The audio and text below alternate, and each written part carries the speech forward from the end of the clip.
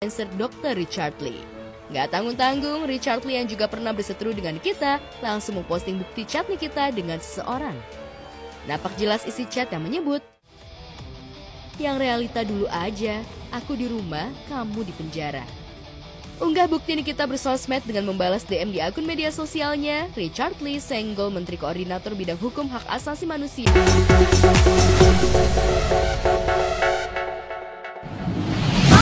Lebih baik kita usai di sini.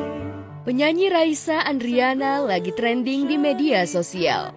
Bukan gara-gara lagunya, melainkan karena isu perceraian. Ya, Raisa dikabarkan menggugat cerai suaminya, Hamish Daud. Rumor gonjang-ganjing rumah tangga Raisa Hamish yang berujung gugatan cerai makin nyata adanya setelah detektif netizen membongkar fakta kalau Raisa memang sudah mengajukan gugatan cerai di pengadilan agama. Ini fix banget, baru ngajuin Raisa, asaku banget nih. Dari ordal, lebih parahnya lagi, udahlah. Gosip adalah fakta yang tertunda. Tapi kalau detektif netizen sudah buka-bukaan fakta, endingnya hanya tinggal menunggu waktu saja untuk menjadi nyata. Namun pihak Pengadilan Agama Jakarta Selatan yang diduga menjadi tempat Raisa mengajukan gugatan cerai belum mau buka-bukaan data.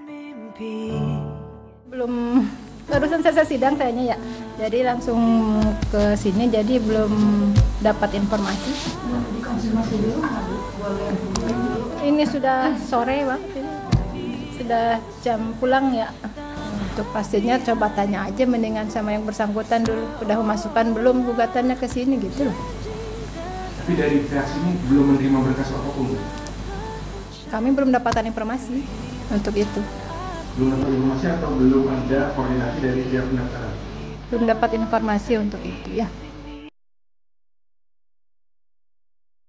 Pihak Pengadilan Agama belum mau membuka data soal gugatan cerai Raisa terhadap Hamish Daud. Namun netizen yang maha benar dan maha paling tahu sudah mencium isu keretakan rumah tangga Raisa Hamish.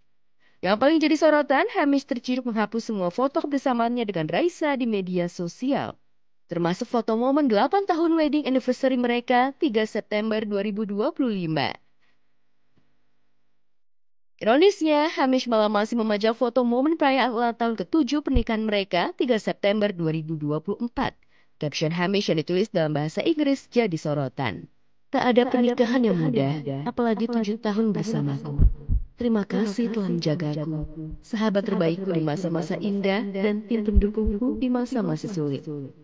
Selamat ulang tahun saya, mencintaimu tanpa henti." Mencuatnya isu perceraian Raisa Hamish Daud ternyata juga memunculkan kembali deretan kontroversi Hamish Daud. Mulai dari kasus dugaan tidak membayar gaji karyawan, dugaan pelecehan seksual terhadap karyawan, hingga dugaan Hamish selingkuh dan ketahuan staycation sama cewek lain di Bali. Netizen yang tak terima Raisa diselingkuhi Hamish auto komentar, "Sekelas Raisa aja diselingkuhin. Lantas pria seperti apa yang harus kita percaya? Dan standar kecantikan seperti apa yang harus kita ikutin agar suami setia?" 3 September 2017, netizen auto teriak Hari Patah Hati Nasional melihat Raisa dan Hamish Daud menikah. 21 Oktober 2025, netizen auto kaget berjamaah saat mendengar isu Raisa menggugat cerai Hamish. Namun pertanda rumah tangga Raisa Hamish sedang tidak baik-baik tersirat lewat caption yang diposting Hamish di akun media sosialnya. "Back to basic and hanging on to the good stuff." Benarkah ini artinya Hamish sudah tidak tinggal serumah dengan Raisa di Jakarta dan kembali tinggal di Bali?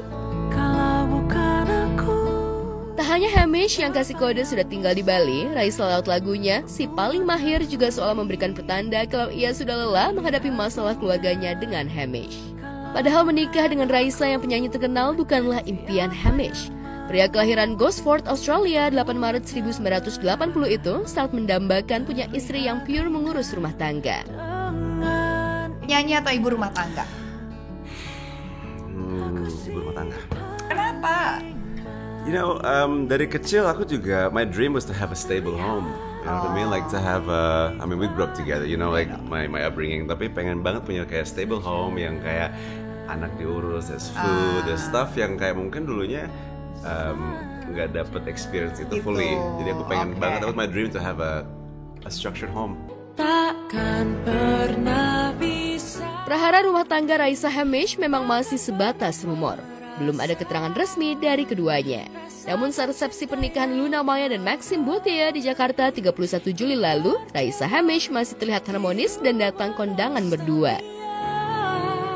Iya, kebetulan kita nggak bisa datang ya waktu di Bali. Jadi alhamdulillah masih ada acara lagi, jadi kita sempat datang. Dan Hamish kenal Luna udah dari SD, jadi ya harus hadir hari ini. Temanya kan black or white. Black and white. Dia jadi yang paling gampang black.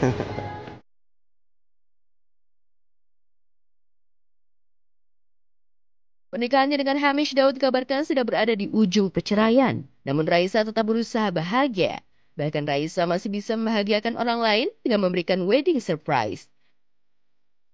Very basic, very Sunda family oriented, very religious, very down to earth. Dan mungkin karena dia she's a singer, papan atas di depan ribuan orang nyanyi, the whole diva thing. Kelihatannya yang di surface But that's not really her. Mungkin kalau ada, mungkin yang banyak yang nggak tahu dia tuh introvert. It's so weird. Dia tuh kalau duduk di meja makan dengan kita, let's just say 5 orang, dia pasti diem. Dia pasti lihat makanan dan dia nggak tahu mesti ngomong apa. She's so quiet. She's actually a very shy girl. Tapi kalau di depan 50.000 orang, dia lebih sering curhat di depan 50.000 orang dibanding sama aku.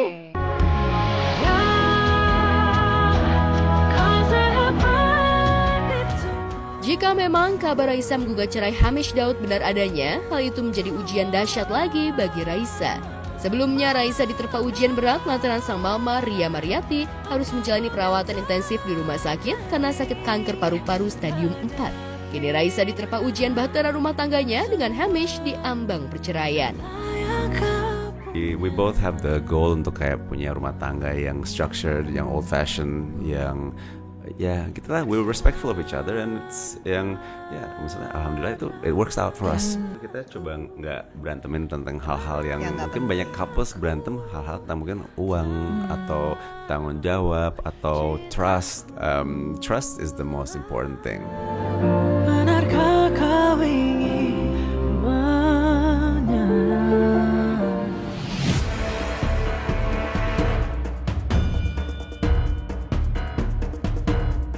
Pemirsa, sosialita Alawiyah Alatas alias Bu Ala yang juga ibu kandung Tasya Farasya tiba-tiba muncul di Pengadilan Agama Jakarta Selatan. Bukan tanpa alasan, Bu Ala hadir sebagai saksi sidang cerai putrinya Tasya Farasya dan Ahmad Assegaf.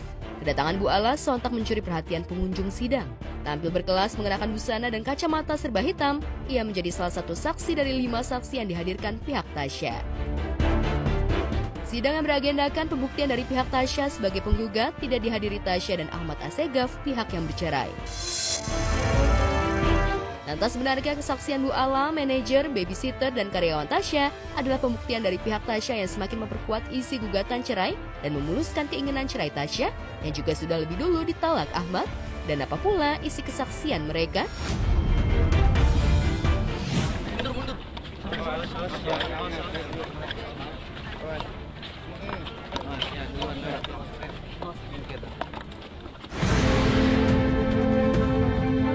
Setelah kurang lebih hampir 3 jam, akhirnya tim kuasa hukum bersama Ibu Ala keluar pengadilan.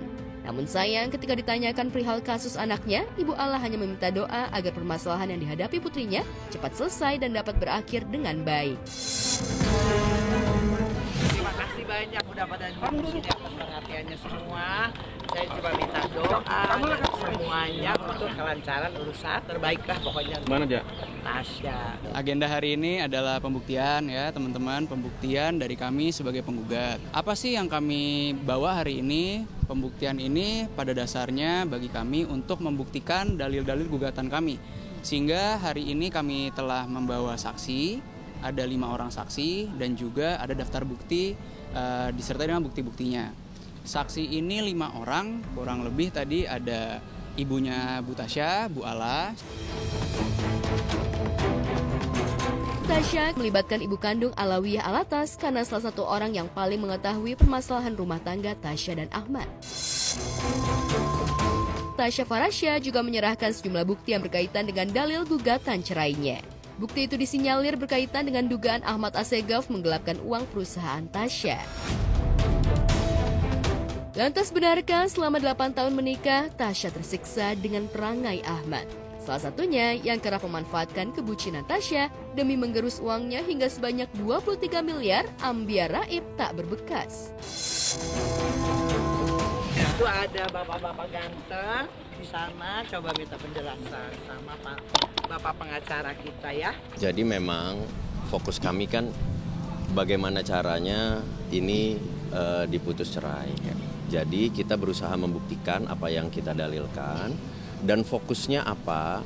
Yang menjadi saksi utamanya itu ibunya Tasya dan babysitternya. Kenapa?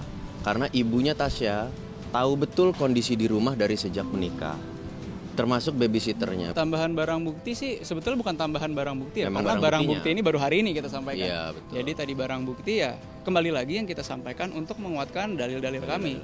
Antara lainnya tadi ada masalah mutasi rekening, lalu ada ya yang mempertunjukkan bahwa memang ya hubungan ini ya sudah tidak baik-baik saja, makanya kami memohonkan untuk putus cerai. Sementara anaknya teraniaya, Bu Ala lagi-lagi beri sindiran menohok. Gak usah cari muka, yang diduga nyinyir abis yang ditujukan pada menantunya Ahmad Assegaf yang diduga menggelapkan uang Tasya puluhan miliar dan menggadaikan rumah Bu Ala. Jengkel sampai ke ubun-ubun dengan kelakuan Ahmad, Bu Ala dengan tegas juga minta Ahmad untuk lepasin anaknya. Lantas seperti apa reaksi Ahmad dengan segala bukti kesaksian yang menyudutkannya? Lo udah kotorin pernikahan lo sama anak gue. Jangan lo jahatin lebih parah lagi. Udah lepasin aja anak gue. Dia berhak lepas dari siksaan lo. Kasihani anak gue. Siapa yang bikin? Nggak tahu. Ya udah, nggak usah diklarifikasi. Tidak tahu yang buat. Itu berita dari mana? Siapa? Ada apa? Alasannya apa? Kan nggak ada.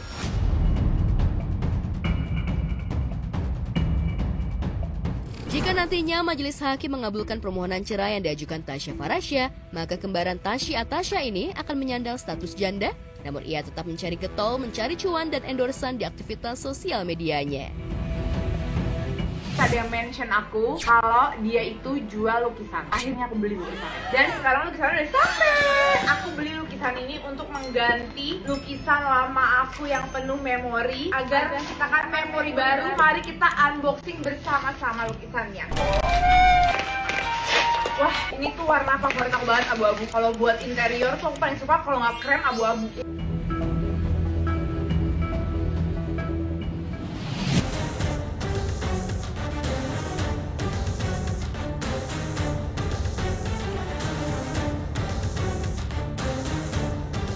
Nikita Mirzani lagi-lagi bikin geger. Tengah menghadapi kasus dugaan tindak pidana pencucian uang dan pemerasan melawan Reza Gladys, Nikita masih santuy bisa main handphone. Video singkat Nikita main handphone dan bersosmed ria saat di rutan Pondok Bambu, Jakarta Timur bikin heboh banyak pihak. Dapat privilege kah Nikita Mirzani?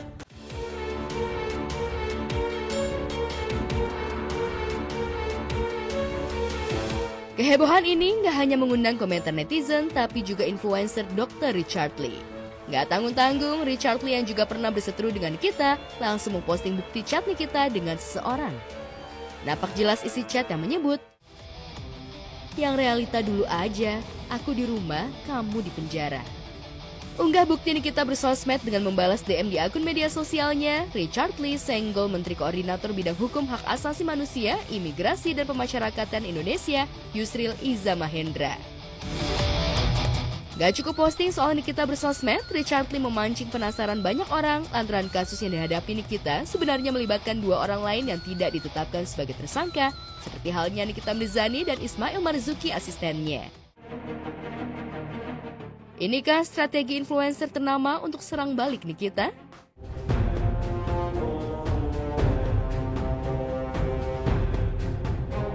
Ada aja gebrakan dari ibu 3 anak ini. Entah celetukannya, aksinya, sampai dampak dari apapun yang dia perbuat sejak warawiri menjalani sidang. Tapi anehnya selalu saja ada yang mendukung Nikita termasuk soal pegang handphone di dalam rutan. Tentu saja bukan Fitri Salhuteru. Karena sebelum Richard Lee unggah chat Nikita dengan seseorang, Fitri sudah belak-belakan komentar soal Nyai dengan handphone saat dalam rutan dan sebelum jalani sidang. boleh dibolehkan, iya. Kalau dibolehkan itu untuk menghubungi keluarga atau apa tuh, penasehat hukum. Bukan kayak kau ketak-ketik masih ngebully orang, ya. Udah tahu kau itu lagi terdakwa kasus apa? Kasus kejahatan cyber, ya, menggunakan sosmed untuk memeras. Kenapa bisa dibiarkan terdakwa Nikita megang handphone sebelum persidangan? Ini akan menjadi contoh buat masyarakat semua yang sedang mengalami nasib sama sebagai pesakitan seperti terdakwa Nikita. Jangan tebang pilih. Kalau boleh pegang handphone, kasih semua, ya. Nggak usah ada nggak usah ada perbedaan perlakuan nih. Kementerian terkait bagaimana? Ngamuk, emosi, nangis di ruang sidang, tampil all out modis full make up, sampai joget Velocity. Itulah jejak kehebohan Nikita Mirzani yang gak pernah gagal mencuri perhatian. Inikah cara Nikita tetap berusaha santai di tengah tuntutan jaksa penuntut umum? Atau jangan-jangan aslinya Nikita stres berat lantaran banyak alami kerugian atas kasusnya tersebut? Nah, tadinya gue mikirnya tuh satu window gitu, gue bakal ditaruh di situ terus ya. Tapi lucu aja gitu hukum di Indonesia, kalau semua jaksa kayak jaksa gue penuh rutan pondok bambu sama orang yang gak bersalah. Nikita sibuk di pengadilan, Reza Gladys tak pernah lagi terlihat. Reza nampaknya menyerahkan semua pada pengacaranya dan ogah bertemu lagi dengan Nyai. Padahal dalam gugatan One Prestasi Nikita terhadap Reza Gladys dan suaminya senilai 244 miliar sudah masuk proses mediasi di Pengadilan Negeri Jakarta Selatan. Akankah mediasi ini akan berhasil dan jadi solusi terbaik hingga mengurangi deretan kasus Nikita? Aku udah serahin ke lawyer kita, pengacara kita. Baik, kita bagi-bagi tugas, biar kita bisa fokus berkreasi kembali. Betul.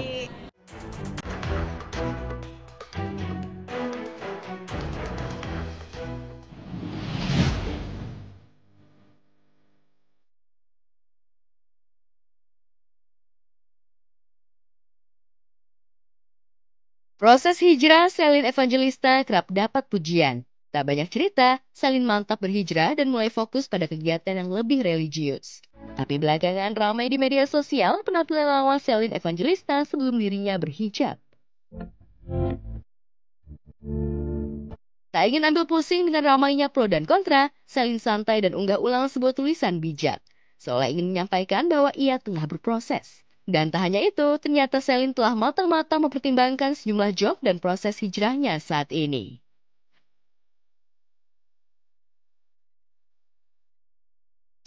Waktu itu masih jadi pekerja seni yang memikirkan tentang karya, tentang bagaimana hasil yang bagus. Dan alhamdulillah sudah pastinya apapun yang dilakukan akan ditanyakan dulu ke para ahli agama yang bagaimana ini, bahwa memang kita harus memikirkan bahwa di sini bukan hanya satu kepala tapi banyak kepala di sini yang harus dipikirkan, dan ini bagian dari tanggung jawab dari sebelum ada ilmunya. Maka kita harus menjalani ini dan menyelesaikan suatu kewajiban yang memang sudah ada. Sekarang ke depan insya Allah didoain aja ya, nanti apapun yang udah ada di belakang tolong disupport dan mohon doanya gitu. Jadi single mom, Selin mungkin perlu ekstra kerja keras untuk kebutuhan anak-anaknya. Tak dipungkiri, janda dari Dearly dan Stefan William ini pun tetaplah dikenal publik sebagai pekerja seni. Dan mungkin tak mudah pula Selin melepaskan profesi utamanya itu meski kudu selektif terima job. Tapi apa kata Selin tentang proses hijrahnya yang ternyata tidaklah mudah? Jadi setiap kali ada orang yang memfitnah aku sakit, Kak. Menjudge kita, kakak pasti juga ngerasain kan gimana perjalanan hijrah. Dinilai buruk, dijudge buruk, bahkan difitnah. Pakaian yang tertutup untuk menjaga kehormatan, meskipun mungkin ada beberapa yang masih salah cara pakainya atau bagaimana ya, tapi itu proses masalah tapi untuk dipelajari dan dikira dengan gitu. Meski sudah berhijrah dan kerap tampil sederhana tanpa neko-neko bahkan sensasi, Selin tetap saja tak lepas dari nyinyiran netizen dengan sejumlah gosip. Padahal apa yang ia lakukan semata-mata toh hanya untuk tanggung jawabnya sebagai orang tua. Selin memilih tutup mata dan telinga selain untuk ilmu-ilmu agama yang bisa ia pelajari lewat kajian atau orang-orang yang mendukungnya. penurunan usia mungkin dibilang sering ya, maksudnya di usia sekarang ini banyak ketinggalan kalau untuk belajar, mungkin seumur hidup kita terus belajar. Banyak pasti yang bilang pengkhianat.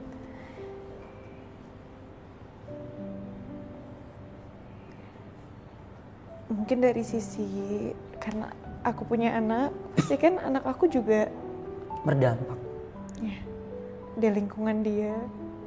Aku lillah jalanin semua karena Allah, dan insya Allah semua Allah selamatkan, insya Allah. Keluarga, dari sisi pekerjaan juga. Ngapain harus buru-buru berhijab? Nanti gini loh, nanti gak ada kerjaan loh, nanti segmented loh pekerjaannya. Tapi aku mau hidup dalam keberkahan, bukan kegelimangan harta yang enggak berkah, insya Allah. Memperbaiki hidup dan tetap produktif, bagaimana Selin menata hidup masa depannya? Karena masih jadi teka-teki hubungan Selin dengan seseorang yang konon bernama Agung Saputra. Sebab keduanya sempat ramai tertangkap kamera saat umroh bareng. Adakah Selin berpikir untuk kembali membuka hati dan berumah tangga kembali? Sayangnya, Selin pilih langsung menghindar dengan pertanyaan awak media soal ini.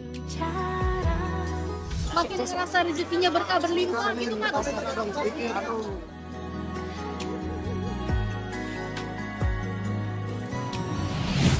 Well, itu dia pemirsa, Selin dengan hijrah dan juga istiqomahnya. Kita berdoa ya sama-sama. Semoga ketemu sama jodohnya, seorang imam yang tepat yang bisa bikin happy dan sejahtera. Tapi nggak cuma buat Selin, jelas untuk anak-anaknya juga. Yang penting tidak ditinggal lagi ya. 2 kali bercerai sudah cukup lah ya pastinya. Sementara soal penampilan lawasnya ini yang belum berhijab kan diumbar lagi ya. Semoga tidak menjadi panas gitu ya, tidak menjadi bahan kontroversi ya kan. Hati-hati nih netizen semuanya, selama nggak melanggar ya nggak sih, profesional fokus untuk mencari cuan demi menafkahi anak. Secara ya 2 mantannya ini kan kita nggak tahu nih apakah masih rutin nggak ya kasih nafkah anak atau tidak. Ini dia. Well, coming up next kita juga punya dia, ada pengakuan mengejutkan dari Gio yang mengincar Sarwenda saat menjadi istri dari Ruben Onsu. Waduh, ini beneran gak sih? Makanya simak informasi selengkapnya tetap di obrolan seputar selebriti. Pemirsa, Sarwenda Tan dan Giorgio Antonio makin sering kedapatan bersama, bahkan warawiri mesra di media sosial. Tak heran jika penggemar keduanya tak segan menjodoh-jodohkan keduanya hingga meminta segera naik pelaminan. Fakta baru yang membuat penggemar makin yakin terungkap usai pengakuan Gio di hadapan Sarwenda Tan dan penggemar yang menyebutkan jika Gio sudah kesemsem alias suka pada ibu 3 anak itu sejak 5 tahun yang lalu. Udah lama sekali gitu, udah lama sekali, mungkin zaman itu belum ada dunia perarifan mungkin sih. Ya aku nggak tahu. Mungkin 4-5 tahun lalu mungkin, aku nggak tahu sih, udah lama ya. Udah lama ya. Cuma lihat doang sekilas gitu, oh siapa ini. Impresinya apa? Pokoknya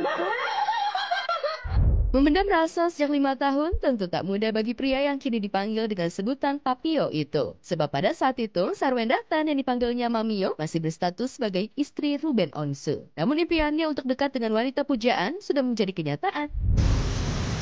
Mungkin biasanya kan kalau misalnya, kan kita nggak tahu, mungkin kalau misalnya di bareng kan karena udah sering bareng, jadi minimal tahu partner kerjanya, kan kayak Kini, akibat kedekatan yang tergolong mesra antara Gio dan Sarwenda Tan sudah memiliki julukan baru, Papio dan Mamio. Netizen bahkan makin gemes dan baper saat melihat keduanya tampil serasi bak pasangan Jawa. Wenda tampil anggun dan elegan mengenakan kebaya hijau zamrud dengan sentuhan brokat payet. Sementara Gio mengenakan beskap hijau dan jarik bermotif senada. Penampilan keduanya saat menghadiri sebuah acara di Solo baru-baru ini sontak mencuri atensi.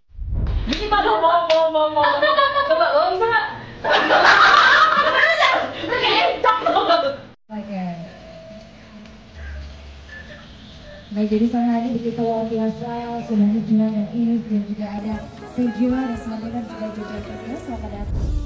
Yes, Papio dan Mamio makin serasi, bahkan wajah keduanya disebut-sebut makin mirip. Mungkin karena keduanya sering tampil bersama hingga membuat netizen tak tahan lagi untuk terus menjodohkan keduanya sekalian menunggu endingnya. Lantas, mengingat persetujuan publik, bagaimana dengan Betran Peto? Ya pastilah, pasti cantik lah. Orang bunda gue cantik bro, mau ngomong apa. Gitu, cuman kalau aku mah lihat bunda pakai apa aja bagus di badannya, cocok gitu. Kayak cantik banget bun pakai kebaya kayak gini gitu, pakai baju batik gitu. Apalagi kan lihat dari postur badannya bunda itu cocok banget kan, pas banget sama bajunya. Jadi kayak ya pakai baju apa aja cantik sih. Kira-kira setuju gak ya jika Papio dan Mamio naik pelaminan? Senyaman bunda aja gimana? Kalau aku mah nggak terlalu yang ambil pusing gimana kalau netizen komentar ya. Namanya netizen mah apa aja yang kita lakuin pasti komentar kan. Kalau setauku kalau untuk kayak gitu aku paling support aja sih, nggak terlalu yang kayak oh ya bun semangat kerjanya, nggak terlalu yang kepo. Nggak terlalu yang kepo banget bunda lagi kerja apa gitu, nggak. Yang penting apapun pekerjaan bunda atau dimanapun bunda kerjanya, aku pasti support terus.